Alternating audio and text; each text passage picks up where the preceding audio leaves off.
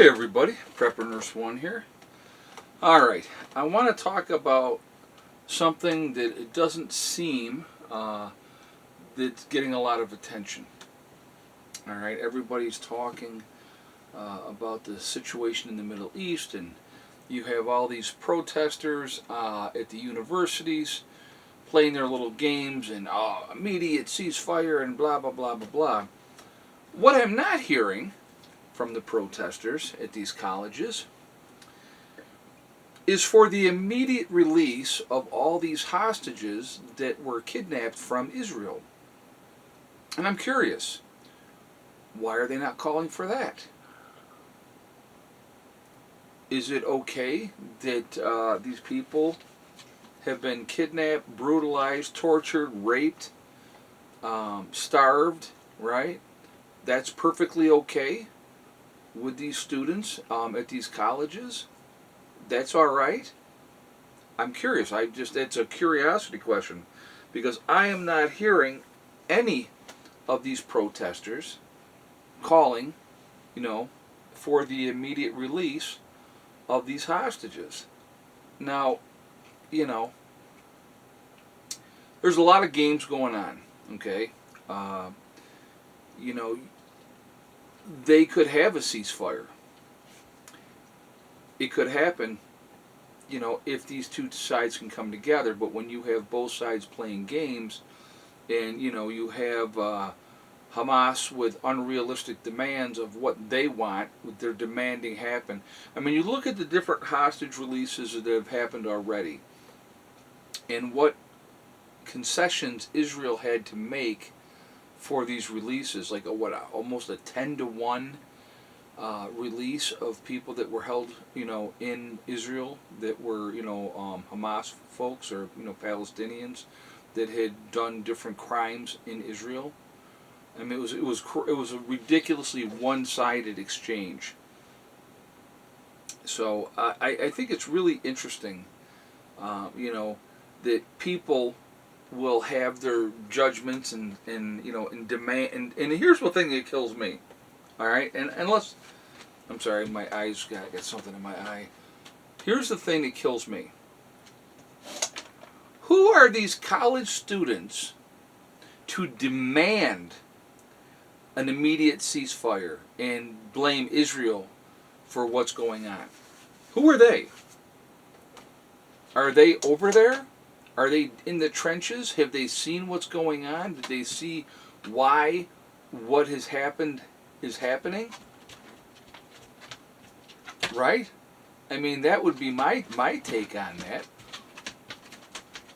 Who are these people, these spoiled, privileged Ivy League college students, pampered, realistically, who are they to demand anything of anybody?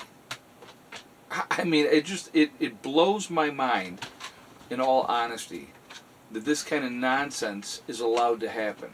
It really is.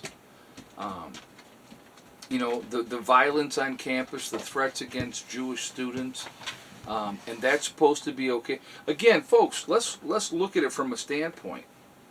If this was black students that were being shouted at and being called all kinds of names, oh my God, the American press would go bananas. They would go bananas, Oh, these white nationals are doing this and that and the other thing.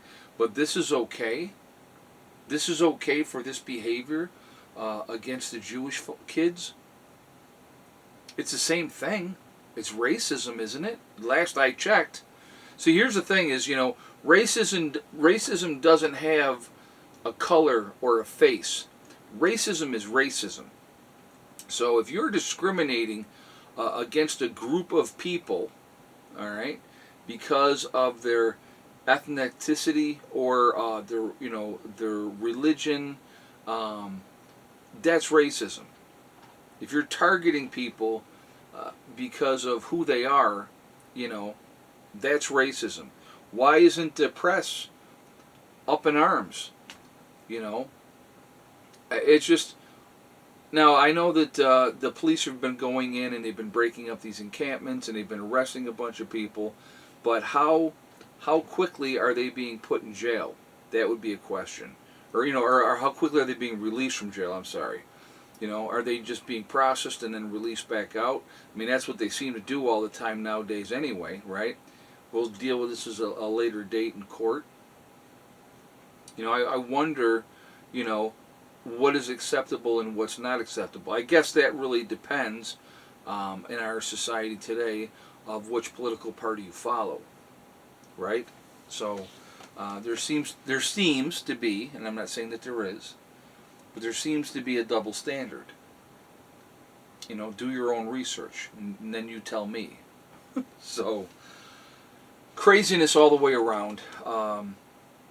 But I don't understand why there's not more of an outcry for the hostages. The hostages are the true victims in this situation. They were kidnapped in October, right? There's still a bunch of them. Now, they said there's like 123 captives, but only 93 of them are still alive. The other ones have died in captivity. So the question would be, how did they die? Were they killed by Hamas, or or how were they killed? What was the cause of their deaths? So, something to think about, something to pay attention to. A lot of insanity going on right now. A lot of insanity, and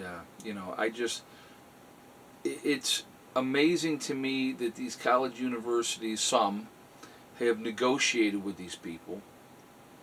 There's no negotiation in that part. If you're being violent and you're, doing hate crimes, basically, it's what it is, right? Isn't, racism a hate crime? It's not acceptable under any situation. So why isn't it being dealt with accordingly? That's a question. That would be a question that I would have. So anyway, guys, a lot of craziness happening. Really interesting to see where this goes moving forward. I just wanted to share my thoughts on this. I think the hostages need to be more in consideration. Why aren't they being talked about by these people on these campuses, by these college, kids? Why is that not for first and foremost, right?